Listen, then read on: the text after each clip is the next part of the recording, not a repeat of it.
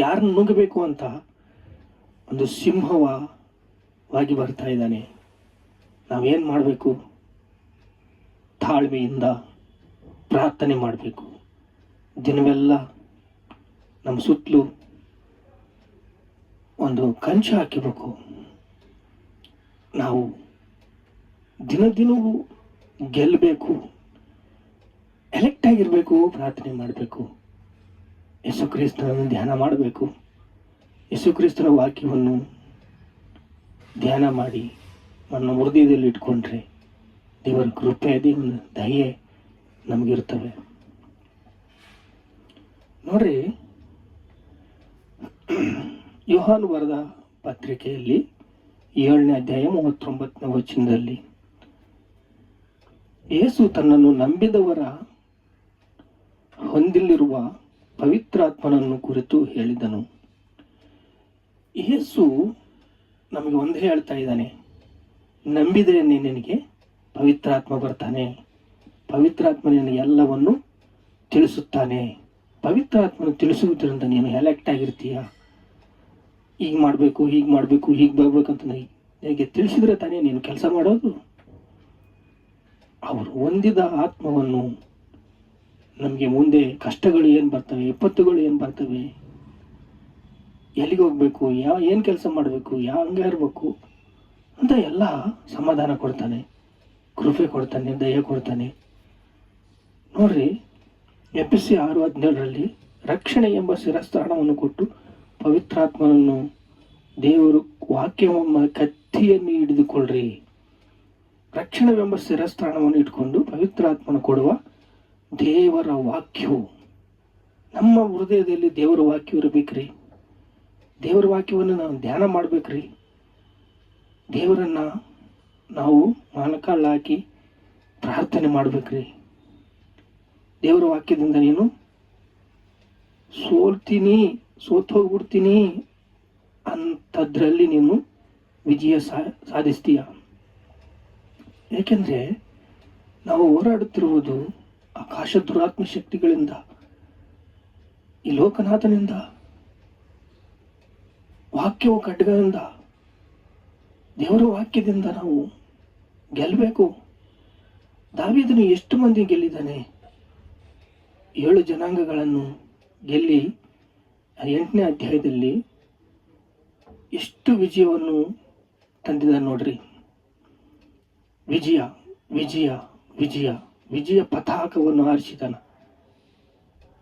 ಕರ್ನಾಟಕದಲ್ಲಿ ಒಂದೊಂದು ಜಿಲ್ಲೆಯಲ್ಲಿ ಹಲವಾರು ಜಿಲ್ಲೆಯಲ್ಲಿ ಅನೇಕ ಜನಾಂಗಗಳು ಹಾಳಾಗ್ತಾ ಇದ್ದಾರೆ. ವ್ಯಸನದಿಂದ ಅನೇಕ ವಿಷಯದಲ್ಲಿ ಸೋಲಿ ಹೋಗ್ಬಿಡ್ತಾ ಇದ್ದಾರೆ. ಅಂತ ಪ್ರೀತಿಯಿಂದ, ದೇವರ ಪ್ರೀತಿಯಿಂದ ನಾವು, ತಾಳ್ಮೆಯಿಂದ ನಾವು ಕೆಲಸ ಮಾಡಿದರೆ ವಿಜಯವನ್ನು ಸಾಧಿಸಬಹುದು. ದೇವರ ಪ್ರೀತಿ ನಮಗಿರಬೇಕು. ದಾವೀದಿಗೆ ಜಯವಾಯಿತು ಎಷ್ಟು ಜನಾಂಗಗಳಿಂದ? ಫಿಲಿಪ್ತಿಯರು ಸಾಮಾನ್ಯರಲ್ಲ, ಅಮ್ಮೋನಿಯರು ಸಾಮಾನ್ಯರಲ್ಲ, ಅಮೋಲಿಕೆಯರು ಸಾಮಾನ್ಯರಲ್ಲ, ಎದೋಮಿಯರು. ಇದೆಲ್ಲದಕ್ಕೆ ಕಾರಣ ಏನಂದ್ರೆ ಯೇಸು ಕ್ರಿಸ್ತನಿಗೆ, ದಾವೀದನಿಗೆ ಯೆಹೋವನು ಹತ್ರ ಇದ್ದಾನೆ. ನಾನು ನಿನ್ನ ಸಂಗಡ ಇದ್ದೇನೆ ತಮ್ಮ, ನಿನ್ನ ಬಾಳಲ್ಲಿ, ನಿನ್ನ ಹೃದಯದಲ್ಲಿ ನೆಲವಾಗಿದ್ದೇನೆ ತಂದೆ. ಪ್ರೀತಿಯನ್ನು ನಮಗೆ ಸಾರ್ತಾ ಇದ್ದಾನೆ ಯೇಸು ಕ್ರಿಸ್ತನು. ಇಂದಿನ ದಿವಸ ನಾನಿದ್ದೀನಪ್ಪ. ಪುನರುತ್ಥಾನ ದಿನದಿಂದ ಏನು ಹೇಳಿದ್ದಾರೆ? ನಾನು ನಿಮ್ಮೊಂದಿಗೆ ಇರ್ತೀನಿ, ಇದ್ದೇನೆ, ನೀನು ಭಯಪಡಬೇಡ. ಯಾಕೆಂದ್ರೆ ನಾವು ಭಯಪಡೋದು, ಯಾಕೆ ಭಯಪಡ್ತೇವೆ ನಾವು? ದೇವರು ನಮ್ಮ ಹತ್ರ ಇದ್ರೆ ನಮ್ಗೆ ಇರೋದು ಯಾರು? ನಮ್ಗೆ ಇರೋದಿಲ್ಲ. ಧೈರ್ಯವಾಗಿರ್ಬೇಕು. ಭಯಪಡಬಾರ್ದು.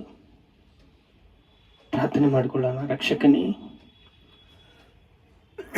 ಸ್ತೋತ್ರ ಸ್ತೋತ್ರ ಸ್ತೋತ್ರ.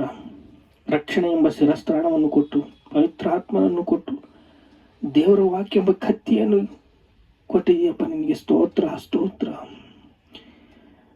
ವಿಶ್ವಾಸದಿಂದ, ನಂಬಿಕೆಯಿಂದ ಪವಿತ್ರಾತ್ಮನ ಕುರಿತು ಹೇಳಿದರು ಮಾತುಗಳು ನಮ್ಮ ಹೃದಯದಲ್ಲಿ ಜ್ಞಾಪಕ ಬರ್ತಿದೆ ತಂದೆ.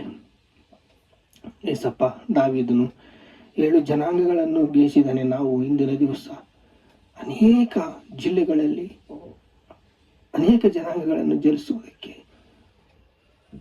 ಕೃಪೆ ಕೊಡು ತಂದೆ. ಸ್ತೋತ್ರ. ನಮ್ಮ ಬಾಳನ್ನು, ನಮ್ಮ ಭಾರವನ್ನು ನಿಮಗೆ ಅರ್ಪಿಸುತ್ತಾ ಇದ್ದೇವೆ ತಂದೆ. ನಮ್ಮ ಬಾಳಲ್ಲಿ ಬೆಳಕು ಬೇಕು ತಂದೆ. ನೀನು ನೀಡಪ್ಪ. ನಿನಗೆ ಸ್ತೋತ್ರ ಸ್ತೋತ್ರ ಸ್ತೋತ್ರ. ಯೇಸು ಸ್ವಾಮಿ, ನಿನಗೆ ಸ್ತೋತ್ರ ಸ್ತೋತ್ರ ಸ್ತೋತ್ರ. ಘನತೆ, ಮಹಿಮೆ, ಪ್ರಭಾವಗಳು ನಿನಗೆ ಚೆಲ್ಲಿಸ್ತಾ ಇದ್ದೇವೆ ತಂದೆ. ಆಮೇನ್.